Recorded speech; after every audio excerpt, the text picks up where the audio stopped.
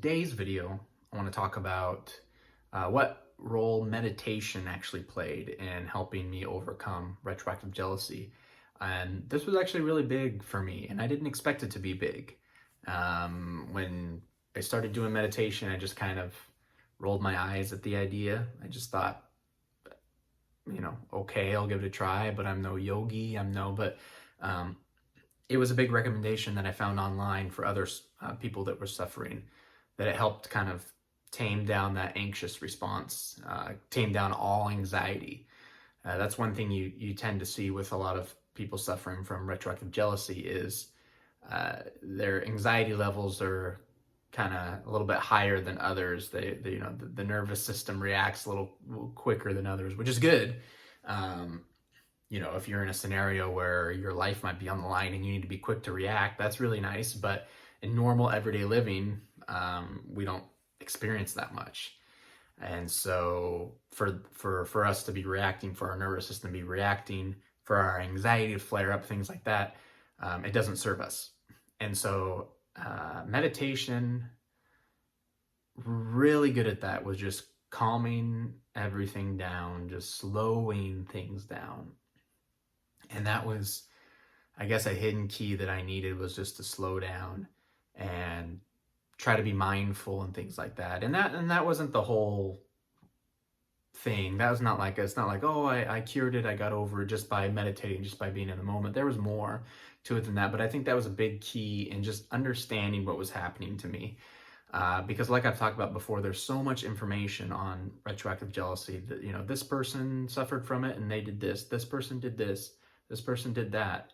If you're feeling this way, you should seek this treatment, you should do that. And it's just so much. It can get very overwhelming. And sometimes that's one of the reasons why you might feel anxious, is not necessarily because of retroactive jealousy, but because of all this information going into it at once. So there was one point where in my struggle with this, and this was towards the end, this is when I really was like, I have to do something about this. I have to solve this because I can't live like this. And the pain that I felt was so bad when I woke up one morning that I literally thought to myself, I can see why somebody would commit suicide. I can see why somebody would feel like killing themselves. And that was the first time in my life I ever thought that. And that was so scary to me, because before I would just think like, oh, wow, somebody's really that unhappy that they would end their lives. Wow, that would never be me. But like the thought actually came through my mind that I am in so much pain. This pain is so bad and I don't see any way out of it.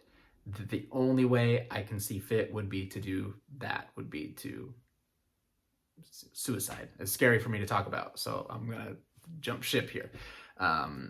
But I knew at that point I had to do something about this, that this was choking me, this was ruining every part of my life, from just being able to be the fullest person I could be.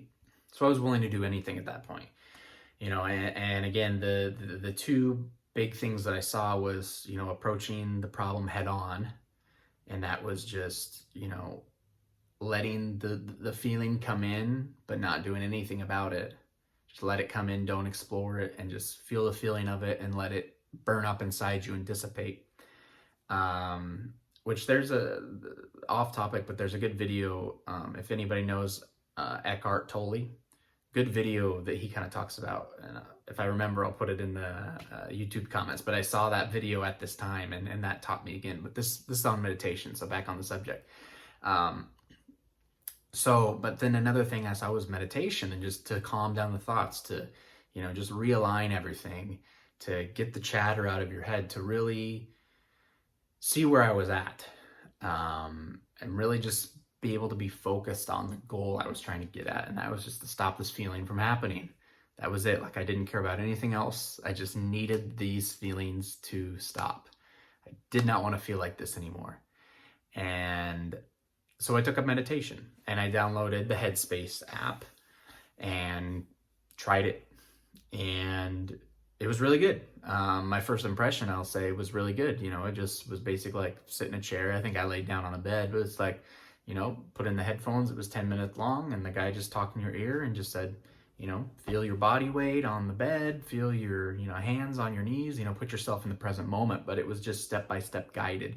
And that's what I really needed, was just somebody to tell me, what do I need to feel at this point? What do I need to do at this point? How many breaths do I need to take? And I did exactly what I needed it to do.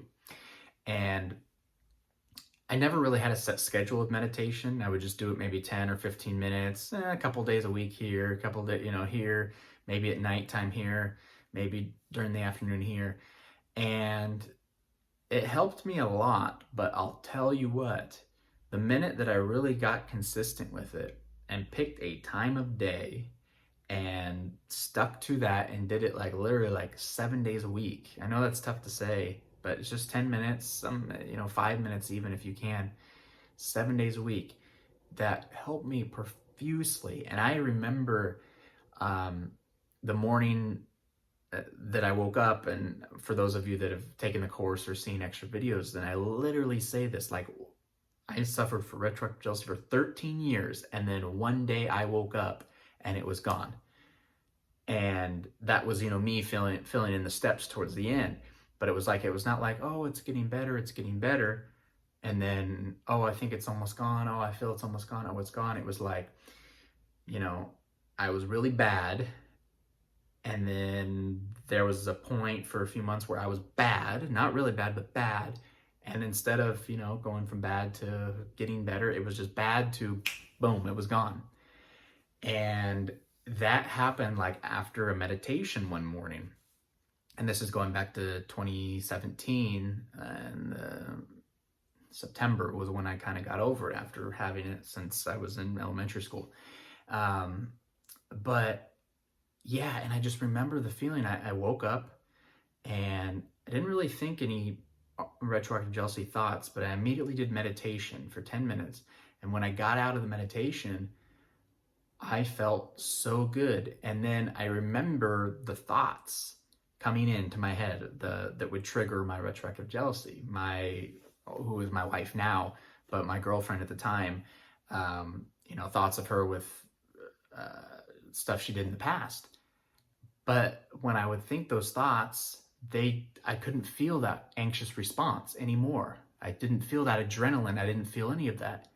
And I was just like, whoa, I remember just being so taken back. Like, I'm actually thinking this thought right now, but I'm not experiencing anything. I'm not experiencing any feeling at all. And what happens when you think a thought and your mind doesn't experience a reaction, your mind will move on to something else, because there's nothing to explore in it. It's just like thinking about this cup right here. Yeah, it's a Stranger Things cup, but it's just, if I stare at this black part of it and just look at it, and then I, think about a black cup in my mind, I think about this black cup in my mind, I can't go for hours on end thinking about this black cup. I'm going to think about it for maybe 15 seconds, and the minute I turn my head and see something else, my thoughts are going to go elsewhere. And that's what it feels like when you finally get over this retroactive jealousy. Is just, you might still think of the thought, but there's no emotion, there's nothing attached to it, there's no anxiety attached to it, which is how it should be. So you'll start thinking about something else. And I just remember that after the meditation, getting up and realizing that, and I couldn't believe it. It was just the most unreal experience. And I was like, oh my gosh, I think this is how it's supposed to feel when I'm actually getting over this. And so I continued doing meditation even after that, for a long time. I still do it now. I will say I'm not weekly or, anything. I might do it once or twice, a week, or sometimes once or twice a month, which I want to get back into it. Not because of retroactive jealousy, but just because in general, I think it calms life down a little bit. But I'll tell you what, it helped me a lot.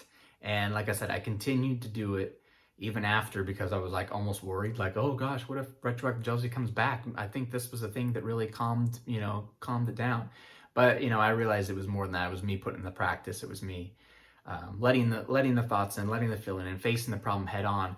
But it helped to start my day with meditation. And I think that's the key. And what I'm trying to be getting at, and sorry, it's been 10 minutes for me to finally say this, but I think the key is to start your day off as soon as you wake up with meditation, because I think that sets your day a more relaxed tone, because you didn't allow yourself to get too anxious when you woke up.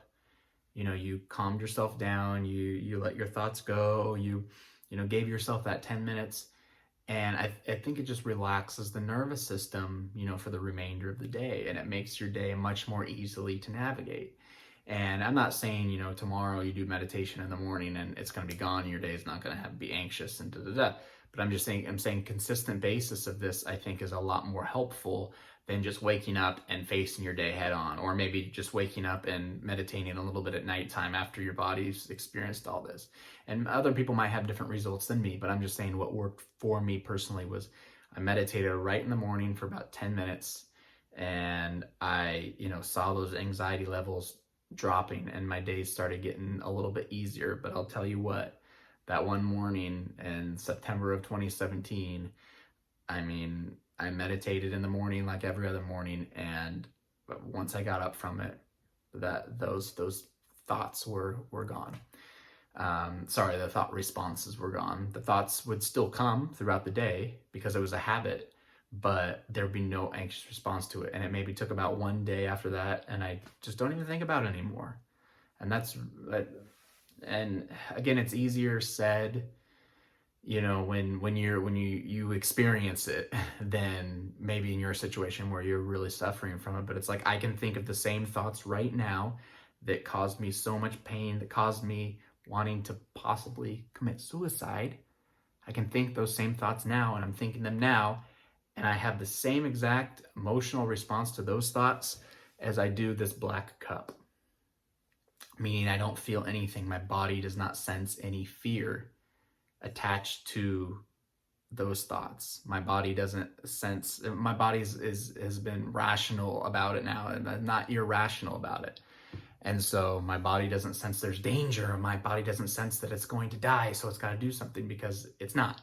You can't die by thinking a thought, so my body understands that now. My mind, I should say, understands that now, and it's not sending all these responses to that. So the main takeaway from this video, after I rambled on and on and on, meditation, try it. Try Headspace. It really, really worked well for me. I think you can do it for free. I still have a free version of it on my phone, but you can do like 5-10 minute meditations a day and build up. And if you want to do more, I think you can pay $10 a month and get unlimited. But it's really, really worth a try if you have not tried it. And if you are dabbling in meditation, try to get a schedule going. Try to do it every single morning when you wake up, or whenever you can throughout the day. But just get on a set schedule and just keep doing it. Don't expect any results, but just keep doing it consistently. And if you're like me, you're going to wake up one day and just be like, whoa, it's gone. Something that I suffered from 13 years is now gone. And I do think meditation played a big role, among with, a few other things, but meditation was huge for me. So thank you for watching. Again, I want to promote a little bit the Retroactive Jealousy Relief Community, the Facebook group that just launched, brand new. If you're interested in joining, I want to get a group of, just really good, supportive, non-judgmental people that either are experiencing retroactive jealousy now, or have already gotten over it, and can give tips and help people out along the day. To join the group, we can all get together, we can all ask questions, we can all help one another, we can share a laugh, whatever it is. It's whatever you feel like doing. If there's a funny meme out there and you think you'll bring relief to the group by doing it, I want you to share it. I want everybody to get together and just be a close-knit family and be able to help each other out. So if you are interested in joining, I would love it. 100% approval. Just click the link below. I'll leave that.